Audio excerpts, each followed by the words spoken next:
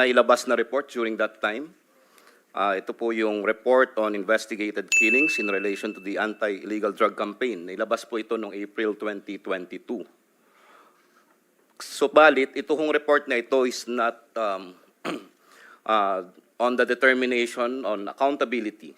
It's more on the policy recommendations to different agencies of the government. Pero tinignan po kung meron hong paglabag sa karapatang pantao.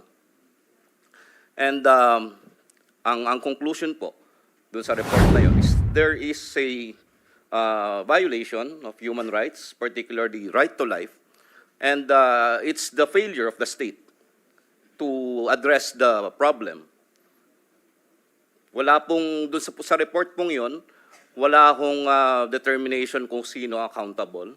That's why ito hong aming commission ngayon, the 6th Commission, formed a task force para ho tignan ulit yung mga kasong iniimbestigahan ng komisyon and to determine ang accountability naman kung sino ho yung dapat managot doon sa mga pagpatay.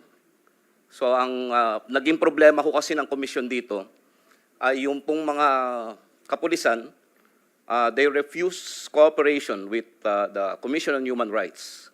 Ayaw ho nilang bigyan ng dokumento ang komisyon. At dahil ho dito, naging problema ng komisyon ng pagkandak ng investigation, hindi ho namin matapos. And sa ngayon, because of these congressional inquiries, umaasa ho kami na makakakuha kami ng mga bagong ebidensya at finally, ma-close ho namin itong investigation na ito. Mr. Chairman, if I just may just clarify. So, work closely with us kung ganon. And then, bigyan nyo kami ng inputs. Ano yung mga information na gusto ninyo palang makalap namin? Mr. Chairman. Yes, Your Honor. Ang isa pong pinaka-importante po siguro sa amin in relation to our investigation, yun pong directive from the Philippine National Police preventing the sharing of information to the Commission on Human Rights on the basis of Executive Order Number 2. Yun pong Date exceptions. What? Dated what? EO number 2 dated para ma-situate natin kailan in-issue yan. It was issued during the time of former President Duterte, Your Honor. Kaya anong month yan? Basta 2016 to 2022 yan. EO number 2. Yes, Sige, Your go ahead.